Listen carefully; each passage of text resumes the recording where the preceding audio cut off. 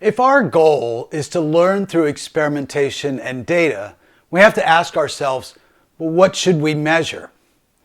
Well, let's begin with what we shouldn't measure, and that is vanity metrics. Vanity metrics are metrics that help us feel good about ourselves or about our marketing campaigns, but they do nothing to help us achieve our business goals. Here are some examples of vanity metrics.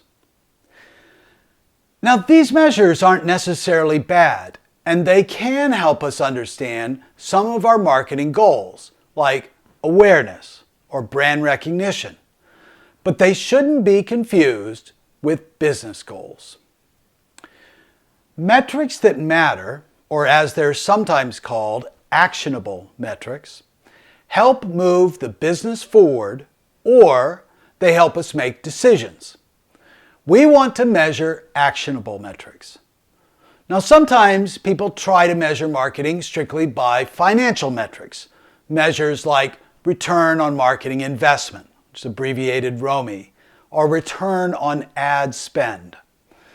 These measures may be appropriate for e-commerce businesses where the link between marketing investment and ad spend can be linked directly. But for any business that has salespeople or an offline component, these measures can be misleading. Marketing is only one component of achieving these financial goals. Now, another mistake that marketers sometimes make is to measure the team's efficiency in producing outputs rather than outcomes. The difference between outputs and outcomes is shown in the chart above. We should measure marketing on the number of white papers they produce, or the number of blog posts they write, or the amount of email that they send. Instead, we should measure marketing on delivering customer value and business outcomes. Note that many of the outcomes in this chart are not financial metrics. The number of SQLs, same-store foot traffic, cart starts, student applications. Instead, these metrics are behaviors. Someone walks into a store. Someone adds something to an online shopping cart. Someone applies to school. Even SQLs are, or should be, based on behaviors. A lead is an SQL if the customer engages in certain behaviors. They attend events, they download white papers, or they ask for pricing. Now, I want to emphasize that marketing outcomes are based on behaviors. Our job as marketers is to influence these critical behaviors. Our marketing activities, like writing or creating graphics, result in outputs, white papers, web pages, and these are used in marketing campaigns. But until these campaigns result in a valuable change in customer behavior, one that leads to business results, those campaigns are just noise.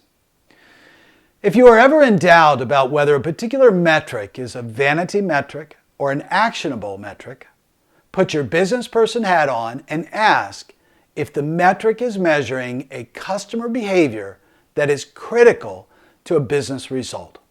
Or is the metric one that informs a decision to take action? Well, if so, then it's a metric that matters. If not, it's a vanity metric. Now let's end by trying to answer the question, what are the most important marketing metrics? Well, the answer varies by business, depending on whether the business sells to consumers, sells to other businesses, sells direct over the web, sells through distributors, or sells through a sales force. But here are a few critical metrics to consider. First, cost per acquisition, or CPA. What does it cost in marketing spend to acquire a new customer? This is usually calculated both at an overall level and per marketing channel. For example, if your primary channels to acquire new customers are Facebook and Google Ads, you would divide your ad spend on Facebook by the number of new customers you get as a result of Facebook to come up with your cost per acquisition. A similar metric often used in B2B marketing is cost per lead. You want to divide marketing spend by the number of leads generated by that marketing spend to get cost per lead. Now, a second important metric is customer lifetime value, or CLV. This is the total amount of money that a customer is expected to spend with your business over the life of your relationship with that customer.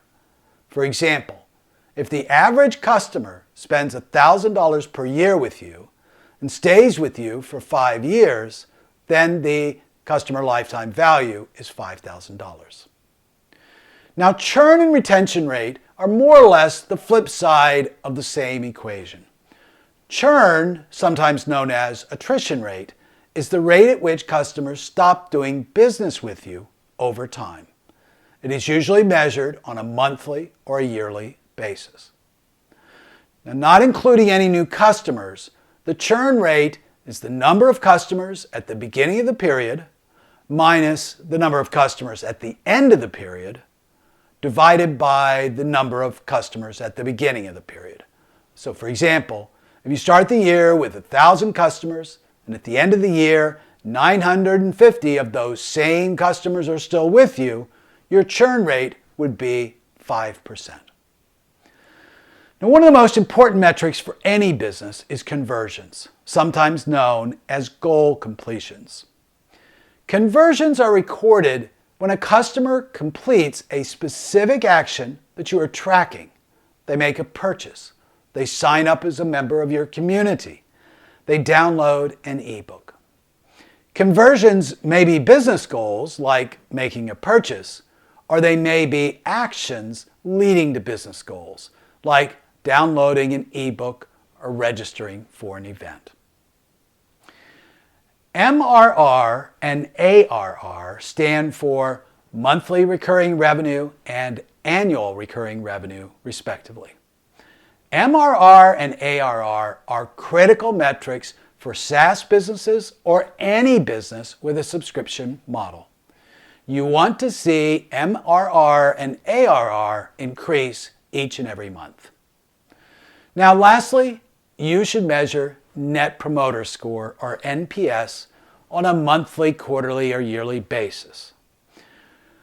You've probably seen a question something like, how likely is it that you would recommend, and fill in the company name or the product name, how likely is it that you'd recommend that to a friend or colleague? And then you see a scale that goes from 0 to 10. Well, that's a Net Promoter Score question. It's a measure of how customers perceive their experience with your brand or your product. Net Promoter Scores can also be used to measure employee satisfaction. So, that's a quick introduction to the metrics you should measure.